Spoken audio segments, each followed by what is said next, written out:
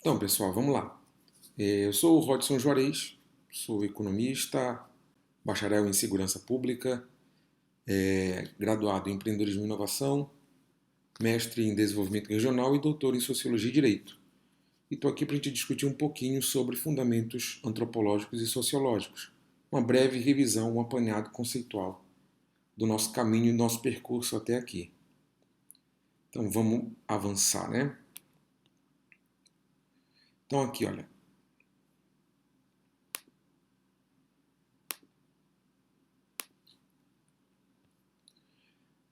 nosso primeiro apanhado foi sobre a sociologia como ciência, né? Entender que a sociologia surge no momento do iluminismo, né? Quando a gente está tentando trazer um aparato para o saber, né? Um aparato científico para o saber. E o foco aqui é na dinâmica social, né? Então, o objeto de estudo da sociologia enquanto ciência é a sociedade.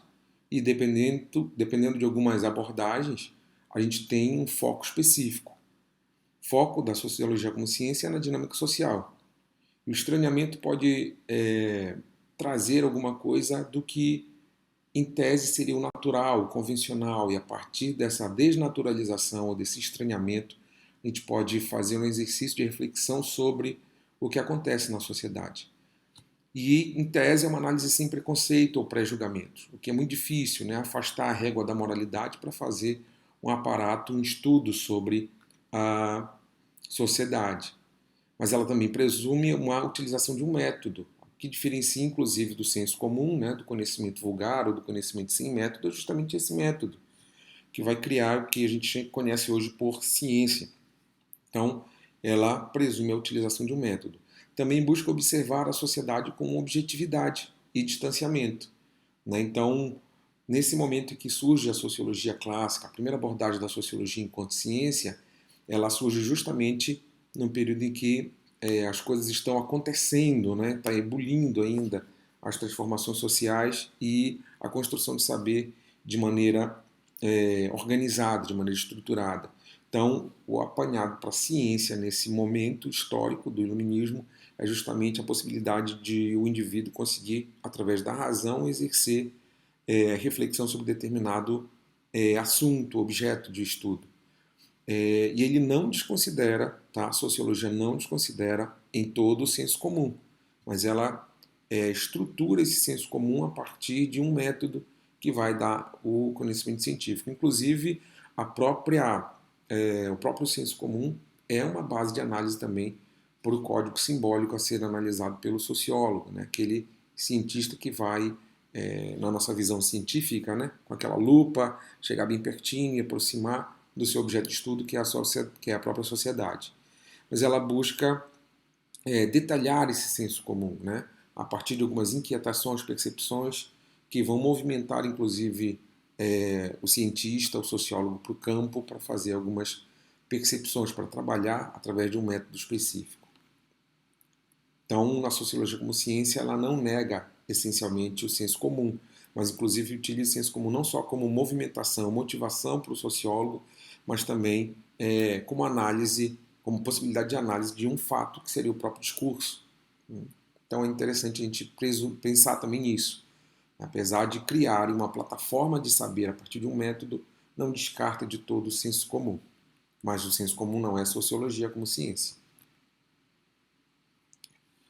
E aqui a gente tem uma característica bem específica, né, que a gente vai trazer a citação daqui a pouquinho, mas o que é fato social? Né? Fato social seria uma composição do que Durkheim trouxe, né, sobre uma análise de sociedade. Olha, fato social é toda maneira de agir, fixa ou não, ela pode ser transitória, temporária, mas ela é capaz de exercer sobre o indivíduo uma coerção exterior, grave bem essas palavrinhas aí coloridas, coerção exterior, ou ainda que é geral, então tem uma generalidade aí, no conjunto de uma dada sociedade, tendo ao mesmo tempo uma existência própria, independentemente de suas manifestações individuais.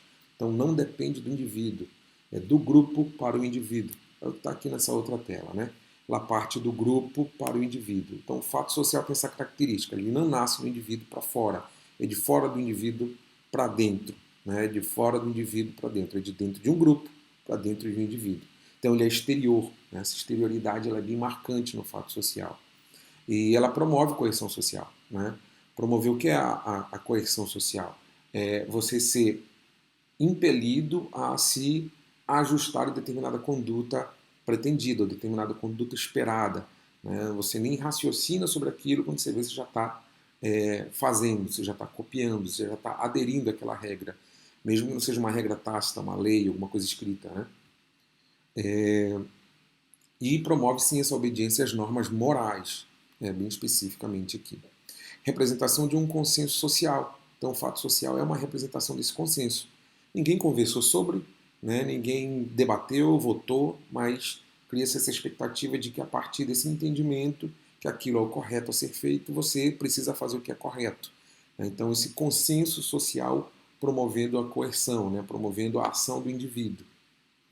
E ele é geral, né, ele é genérico, ele não é especificamente para um indivíduo.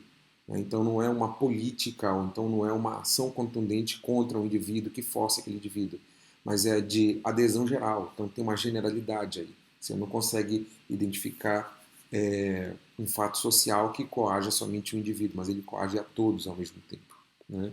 E independe da manifestação individuais, eu querendo ou não querendo, eu vou ter esse tipo de manifestação também no fato social. Então, só para lembrar que Emile Durkheim, aí, o sociólogo clássico, vem trazer esse conceito de fato social para a gente. Ele também traz o suicídio como fato social. Né? A percepção do suicídio, e essa figurinha aí mostra bem isso. Né? A gente vai falar sobre o tipo de suicídio, que é esse primeiro que está na tela aí para a gente, o suicídio altruísta, né? A pessoa se desmontando, se fragmentando para completar o outro. E o outro não é somente um indivíduo, tá? Esse outro aqui seria um grupo de indivíduos, seria um conjunto de indivíduos. Então, esse conjunto de indivíduos como sociedade que seria recepcionado, que recepcionaria essa fragmentação de um indivíduo.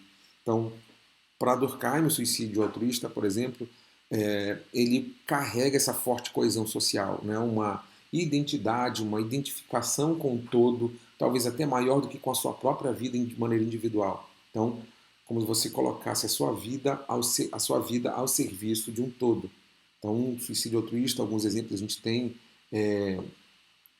por exemplo, os kamikazes, né, no final da Segunda Guerra Mundial, os pilotos japoneses, quando já ficavam sem combustível, sem munição, né, colocavam seus próprios aviões enquanto embarcados ainda no avião e projetavam esse avião de maneira certeira em cima de algum alvo militar específico.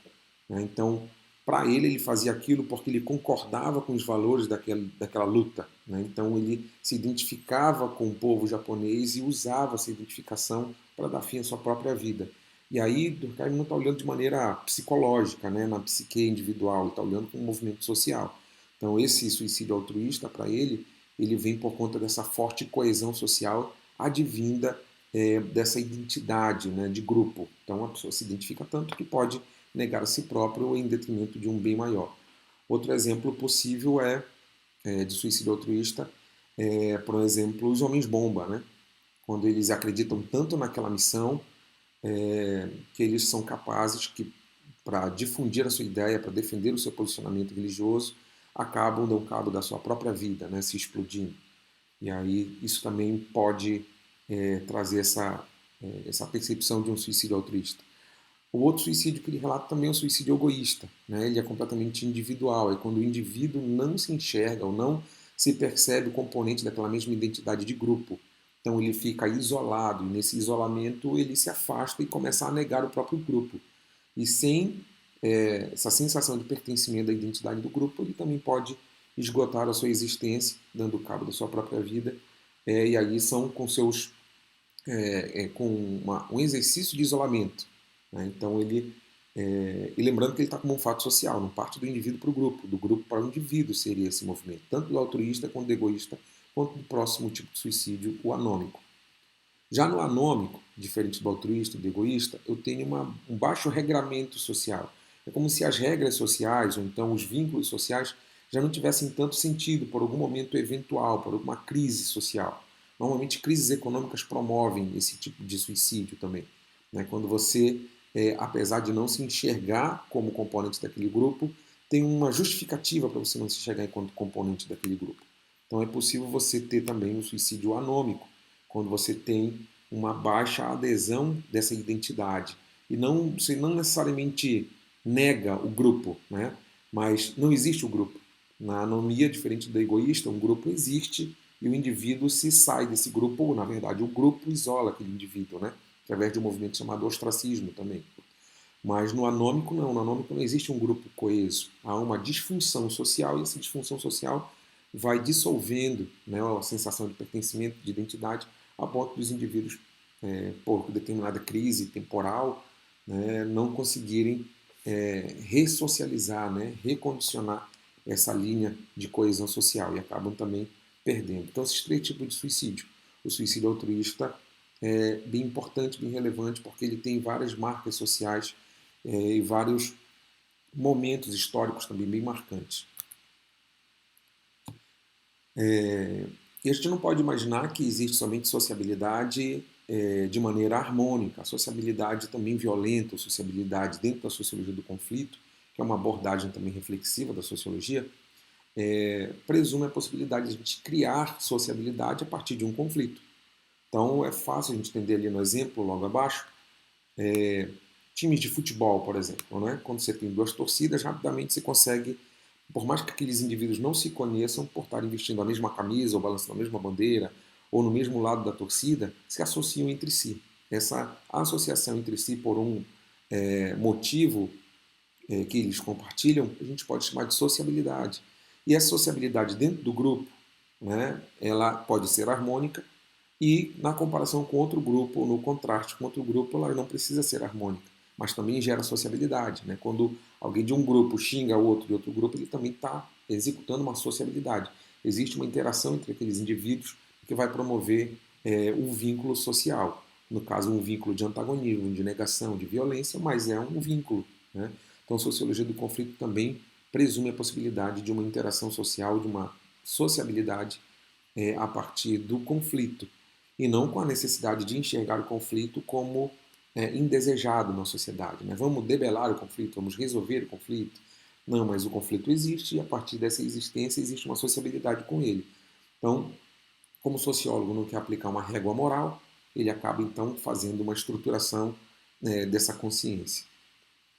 Então, uma sociabilidade violenta é também sociabilidade, como está aí no card do lado, né? E a interação social a partir de crises ou de antagonismos também é possível. E alguns exemplos eu trouxe já do futebol, mas também partidos políticos, né? Partidos políticos que agregam pessoas a partir de uma ideia ou ao redor de uma ideia, né? E defendem essas ideias diante de outros partidos políticos que têm outras ideias diferentes. Disputa por vaga em concurso, né? Também é interessante a gente imaginar que a sociedade não é que seja necessariamente uma sociedade de conflito, ou uma sociologia do conflito quando olho para a vaga no concurso, mas que há uma competição, né, principalmente na contemporaneidade, na modernidade, a partir do iluminismo, a percepção de que esse individualismo, a atomização da sociedade acaba gerando essa demanda, essa briga, né, por algum momento específico, por um lugar específico, um lugar sentado no ônibus, um lugar na barca, atravessando a bacia, a Baía da Guanabara, por exemplo, um lugar na vaga de concurso, um lugar sentado na primeira fila de um auditório. Né? Então você disputa por esses lugares. Então isso também gera sociabilidade a partir dessa disputa. E agora vamos falar um pouquinho de cultura, né? Seguindo a linha aí, só para a gente tentar identificar, né, que cultura também é uma parte, né, do estudo da sociologia. E a gente já começa a desenhar a possibilidade da antropologia, que é o estudo da cultura, o estudo da sociedade, do comportamento. Então, só para a gente conceituar bem aí, cultura seria o conjunto de hábitos, costumes, valores, religião, culinária, arte, música e, por que não, direito. Né? Goethe vai falar que o direito também é uma expressão da cultura daquele lugar, quando ele fala na cultura local, no seu livro. Então, ele inclusive fala assim, olha, o direito, tanto quanto a jardinagem, a culinária, a expressão artística, também é cultura, é uma expressão cultural de um determinado povo. Né? E aqui no card do lado aqui são povos diferentes, cores diferentes, né? Formas de expressar diferentes, mas que dão um conjunto cultural daquele lugar, daquele povo, né? Daquela dimensão e daquela dinâmica social. Então não esqueçam que cultura a gente vai trazer como conjunto de hábitos, costumes, valores, religião, culinária, arte, música e também do direito. Tá? A gente não pode confundir cultura somente com a expressão artística. A expressão artística também é cultura, mas cultura a gente vê em várias outras formas também. No falar, na linguagem, né, nos códigos morais utilizados, também são expressões culturais. E aí, como é que a gente pode, então, identificar a antropologia através do seu método? Né? Como é que a gente, qual é o método utilizado pelo antropólogo? O antropólogo ele vai utilizar o método antropológico e uma das ferramentas que ele utiliza é a descrição densa. Essa descrição densa, pessoal, nada mais é do que uma descrição em profundidade. Né? Você não vai falar somente sobre o que você está vendo, você vai tentar identificar um código simbólico para aquilo. Né? Aqui no último tópico, olha, necessidade de desnaturalizar para descrever e compreender as teias de significados.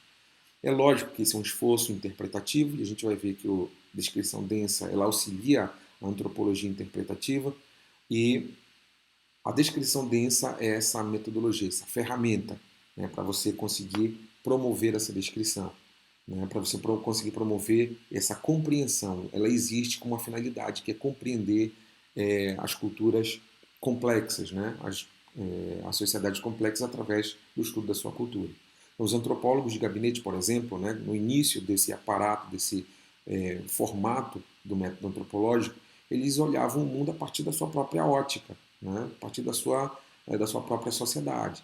Então, se era um europeu estudando uma sociedade aborígene, ele ia com sua ótica, né, daquela sociedade europeia, olhando uma comunidade aborígene.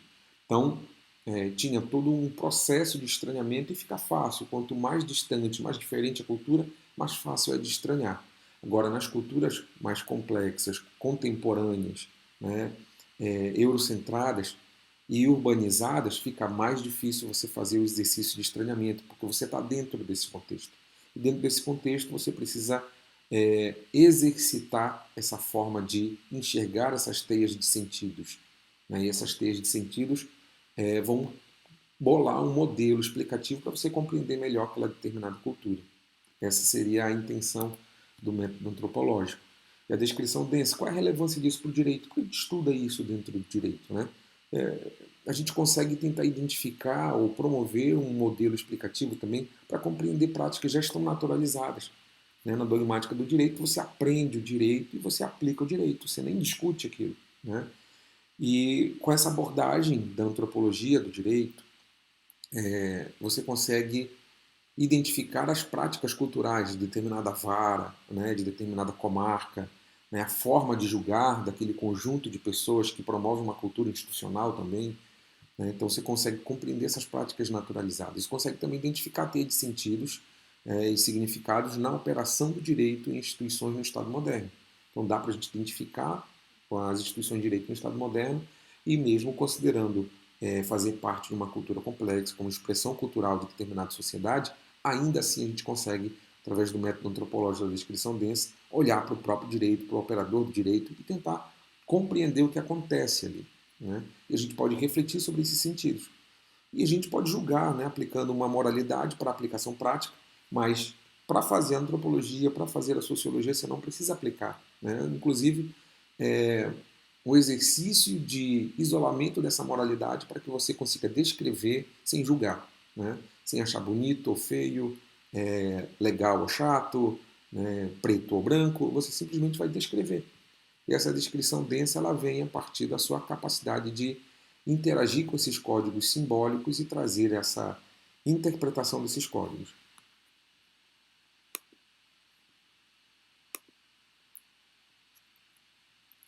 Então, pessoal, a gente fica por aqui, só lembrando que esses conceitos aí são resumos de alguns temas mais abertos, mais amplos, isso é uma abordagem rápida. O vídeo já está ficando um pouquinho longo, eu espero que seja proveitoso para todos os senhores e para todos vocês. E qualquer erro, qualquer contribuição também pode deixar nos comentários aí embaixo, né, na caixa de comentários. Pode interagir direto comigo também pelas redes sociais e fiquem à vontade para contribuir, é sempre muito bem-vindo. Tchau, tchau.